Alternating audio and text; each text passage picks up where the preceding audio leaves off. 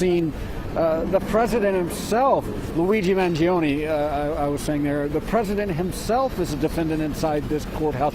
Sean Combs was a defendant inside this courthouse, and now captured Venezuelan President Nicolas Maduro, his wife Cecilia Flores, under extreme security, moved in a few hours ago to the courthouse and preparing for their first appearance in a U.S. courtroom. We know that they are facing a range of narco-terrorism charges and conspiracy charges. As you no doubt here, just to the side of us here, police bringing in more barricades because of everyone that has gathered here. They do, we learned this morning, have a public defender assigned for this initial hearing, though there's a little question that they are going to add private counsel as the legal process unfolds. Legal analysts quick to point out this is not an open and closed case for federal prosecutors. The defense likely to begin asserting the Justice Department violated international law and a right to due process protections by invading Venezuela over the weekend. So obviously a lot going on here outside the courthouse.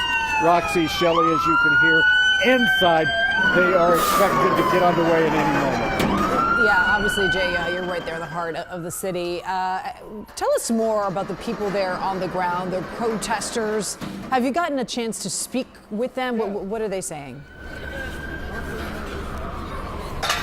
Yeah, it's very interesting to see. It's built really through the morning here, and initially was all people, and we're talking about dozens here, who were opposed to the U.S. action in Venezuela, who didn't believe that the U.S. should be getting involved. But since then, we've seen people start to build on the other side of this, praising President Trump.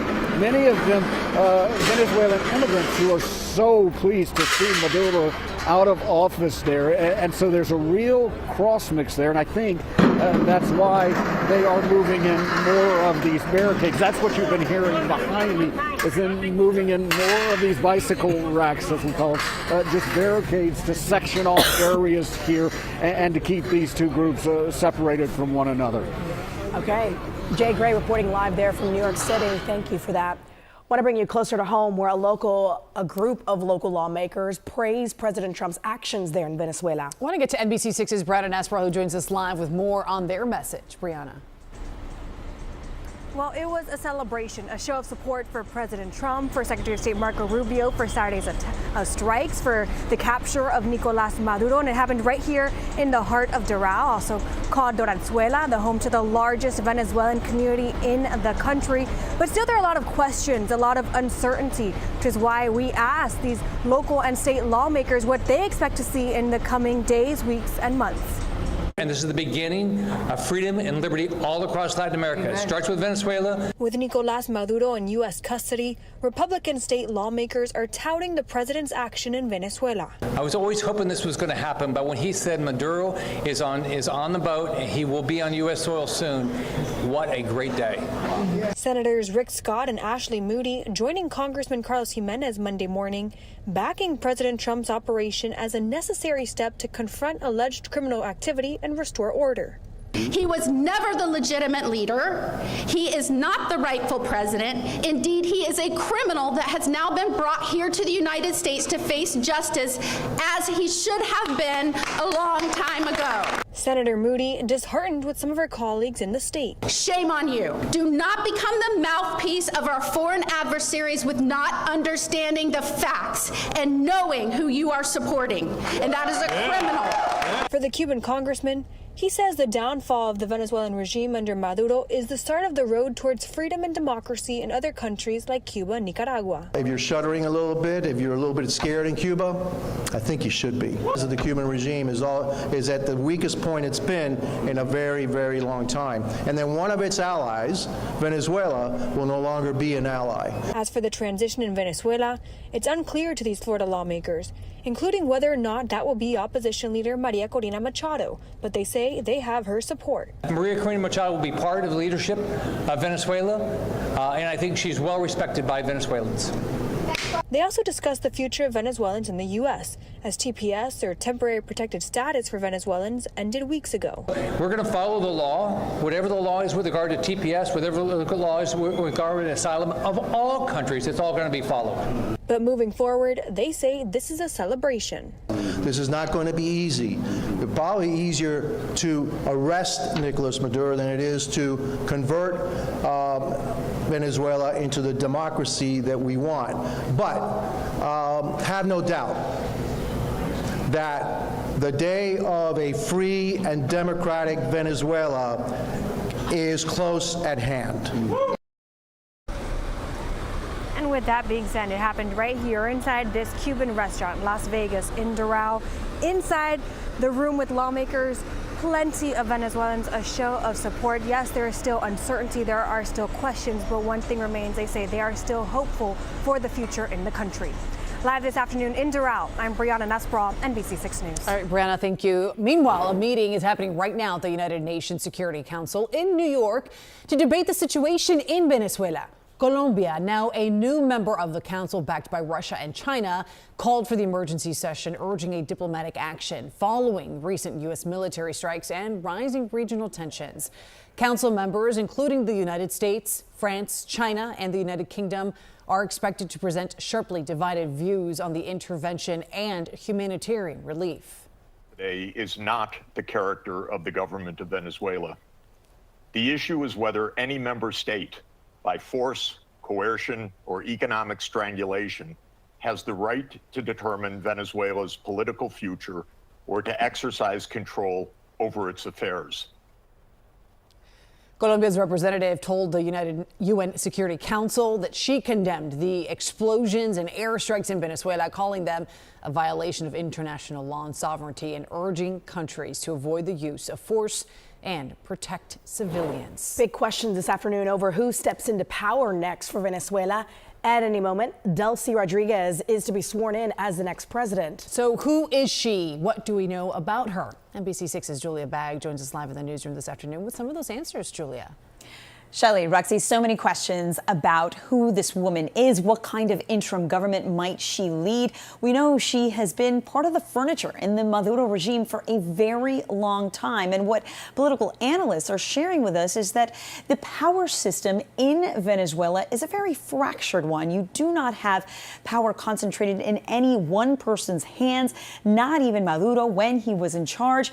And so that is the scenario that she is now stepping into as she becomes interim vice president. Delcy Rodriguez, once Nicolas Maduro's vice president and close supporter. Now, amid Maduro's captivity, Rodriguez is stepping into the role as interim president of Venezuela by decree of the country's Supreme Court. The 56-year-old has served in her vice president role since 2018, overseeing much of Venezuela's oil-dependent economy. Delcy Rodriguez and Maduro himself were not the power centers. They were sort of the referees of deciding who went where and making sure that the system ran. Rodriguez addressed the United States and the world in a statement posted to Telegram. She wrote in part, "We consider it a priority to move toward a balanced and respectful international relationship between the United States and Venezuela, and between Venezuela and the countries of the region, based on sovereign equality and non-interference." President Trump previously said Rodriguez is cooperating and better keep cooperating. They don't behave, we will do a second strike. Political analyst Alex Pinellas shared this insight on Rodriguez. So the United States really is banking on her ability to maintain this fractured government together and incrementally make changes within Venezuela and incrementally comply with the different requirements that the United States will impose on this interim government. And Rodriguez has held various roles in Maduro's government as well as Hugo Chavez's government before him.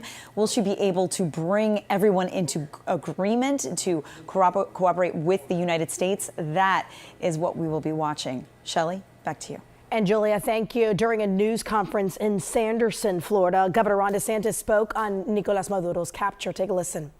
So Maduro was indicted, and he is the head of a drug cartel, and he was releasing people from his prisons and sending them to our southern border under the Biden administration. And so that operation that was successful, he deserves to be brought to justice. And my sincere hope is that the people of Venezuela are going to be able to liberate themselves from the yoke of the Chavez-Maduro reign. And he added that this has been one of the most destructive reigns in the Western Hemisphere's history. These people are all waiting to figure out where their bag is at.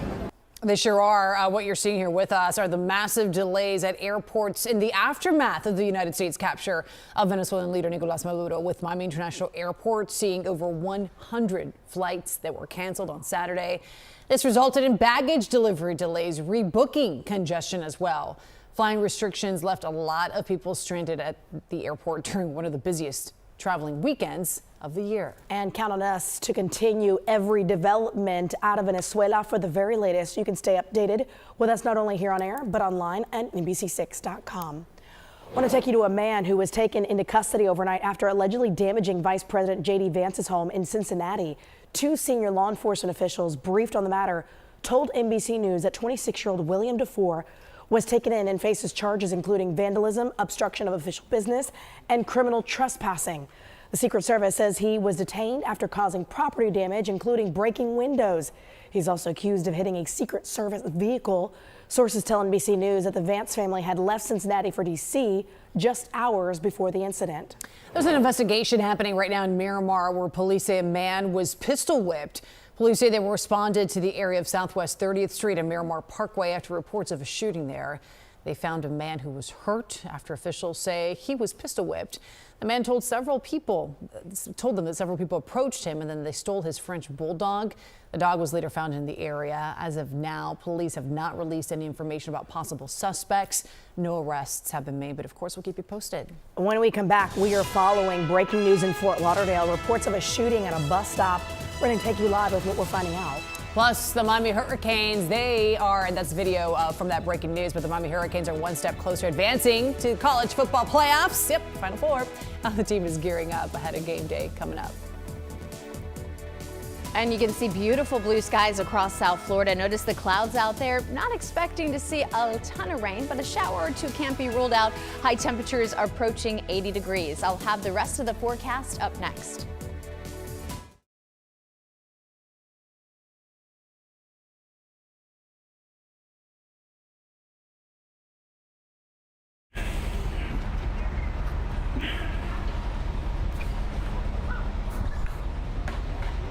Testing audio. We are in Coral Gables on the University of Miami campus as the Hurricanes get ready to depart for Arizona. Oh, no, the other way, sorry.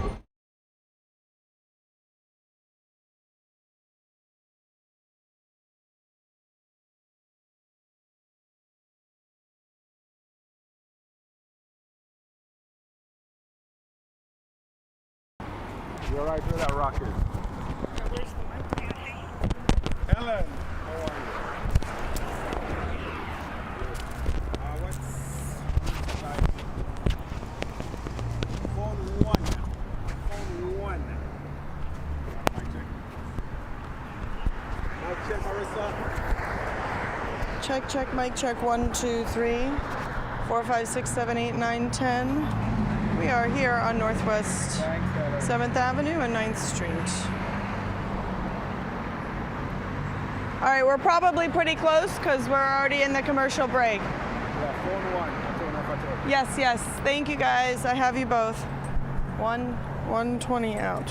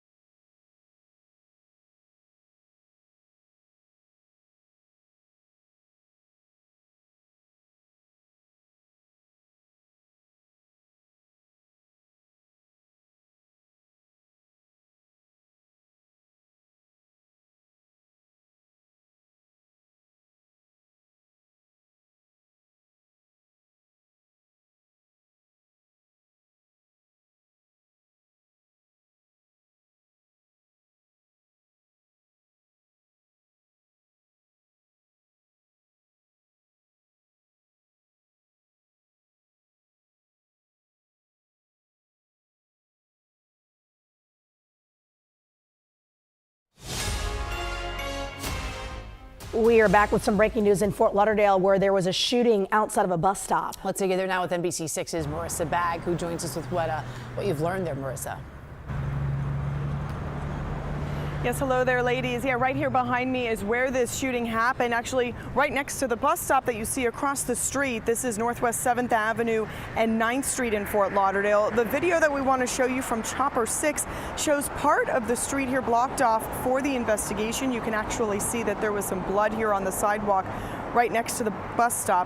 Fort Lauderdale police say that this all started when two people got into some sort of altercation here and one person shot the other. Paramedics did rush the victim to Broward Health Medical Center, and police are now questioning the alleged shooter. Now, Northwest 7th Avenue southbound here was blocked off with crime scene tape for some time, but it is back open at this time, and we are working to learn more about the victim. How are they doing at the hospital? And of course, as this investigation continues, what exactly caused that argument or altercation to happen, and of course, who the suspect is. Did want to say the suspect is with police, likely being questioned right now. We are live in Fort Lauderdale. Marissa Bagg, NBC6 News.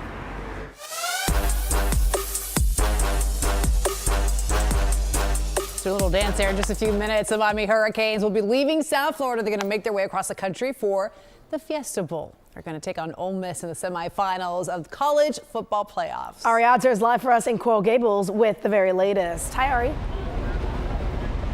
Hey guys, this is a massively exciting time here for the University of Miami and for Coral Gables itself, right? You got the Miami Hurricanes getting ready to get on these buses here behind me and fly off to Arizona for the Fiesta Bowl for the college football playoff semifinal. Think of this as like the Final Four of college football. They're going to be playing the University of Mississippi on Thursday night. The winner of that game will play the winner of Oregon versus... Who's Oregon playing? I forgot now. Oregon, that game, Indiana, Oregon versus Indiana on Friday night, right? And the winners play each other for the national championship at Hard Rock Stadium at the Hurricanes' home field. What a spectacle that would be to be able to play at home for the national championship. It could happen for the Hurricanes. Now, before they left yesterday, some of the players spoke to the news media. You're going to hear now from Carson Beck, the quarterback, Wesley Bissain, the linebacker, and Coach Mario Cristobal about their opponent, the University of Mississippi. Take a look. You know, we had a really good feeling about this team and the talent that we were going to have. And, you know, from the coaches to the players and the way that everything's meshed, it's been obviously an unbelievable season for us. And, you know, we're just going to continue to work and focus on what we need to focus on. Has a great team, great quarterback, man. We just got to keep the main thing, and attack our preparation, attack the game plan, and everything else to take care of itself. You know, watching him on film, he's a different level. I mean, he can do it all, and he has excelled in every aspect of the game. He certainly brings a ton of energy to their team. So that was Coach Cristobal talking about Ole Miss's quarterback and how good he is and the challenge that the University of Miami faces playing him and the Rebels. Now, several things working in the Hurricanes' favor. First of all, they're favored. They're also playing Ole Miss, who doesn't have their head coach anymore. Lane Kiffin famously left the team just before the playoffs started to go coach at LSU. So is there disarray among the coaching staff, or do the players feel like it's us against the world? It could work both ways. Either way, the Hurricanes are favored to win that game Thursday night. Then they could end up playing Indiana with local hero Fernando Mendoza, who just won the Heisman Trophy for Indiana and went to Columbus High School, playing against his hometown team. That would be an incredible storyline. It could happen. So anyway, so we're waiting for the Hurricanes to leave. They're expected to get on the buses here and leave within the next half hour to 45 minutes. Fans, if you want to come out here and wave goodbye or yell some encouragement, you still have plenty of time to do it. Come over here to the Hecht Athletic Center in Coral Gables. We might even put you on TV. Guys, back to you.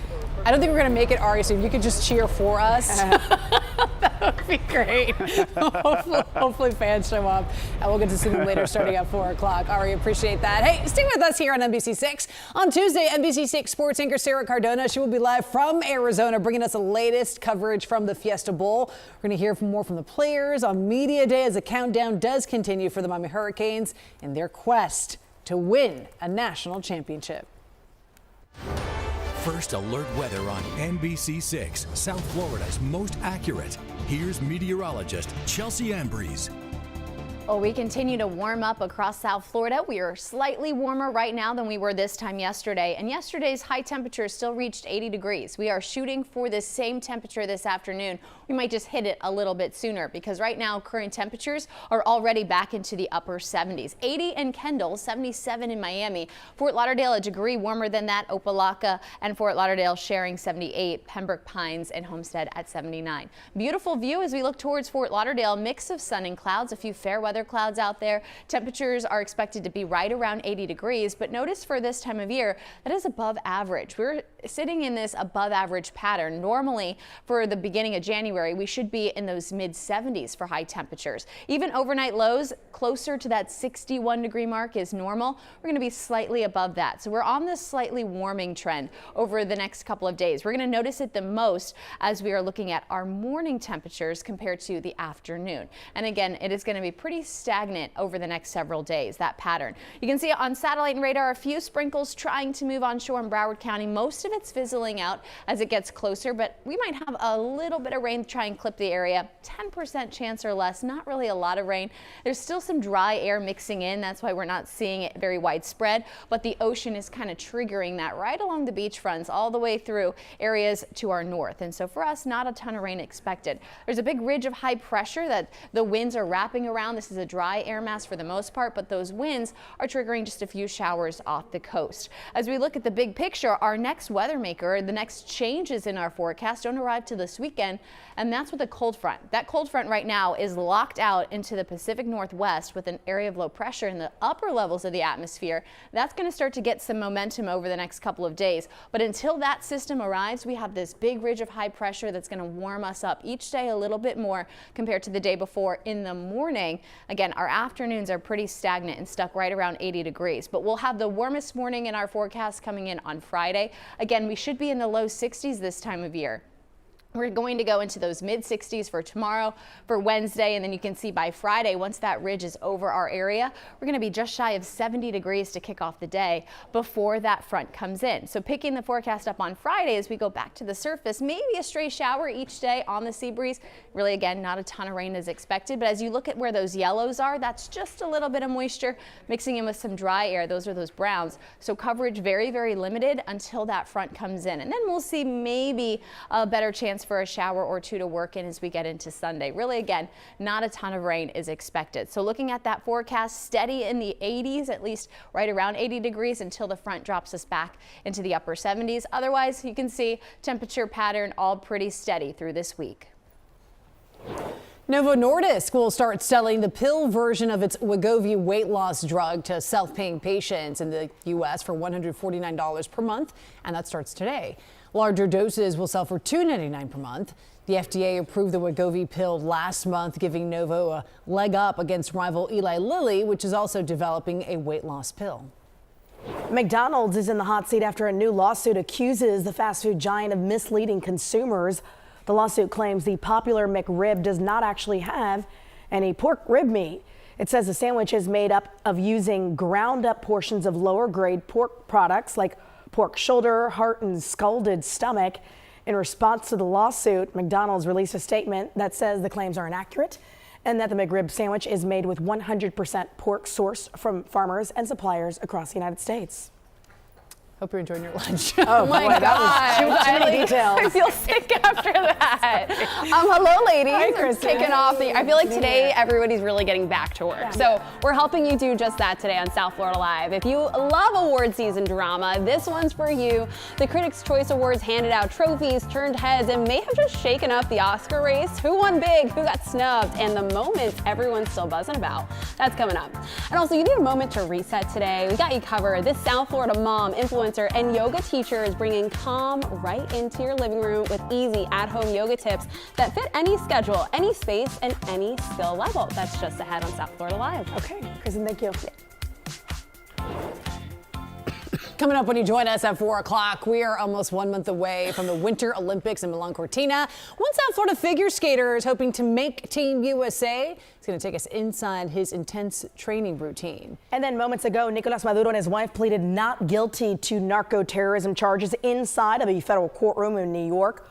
What the two said to the judge, and we'll have live team coverage starting at 4 o'clock. Appreciate your time with us here for the NBC6 News at noon. I'm going to go have more tea. We'll see you back here at 4 o'clock. South Florida Live comes your way next. We'll leave you right here with a live look at Mallory Square down in the Florida Keys on the first Monday of 2026. Happy New Year. I know. It's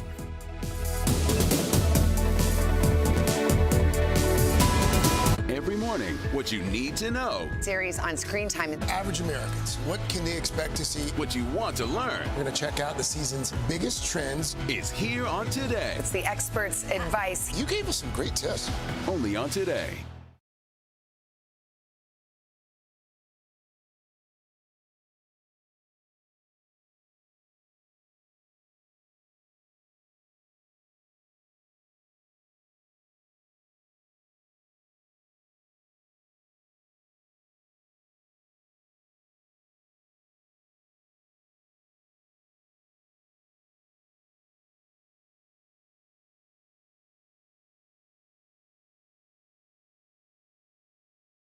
One, two, three. On this side. Okay, Do you want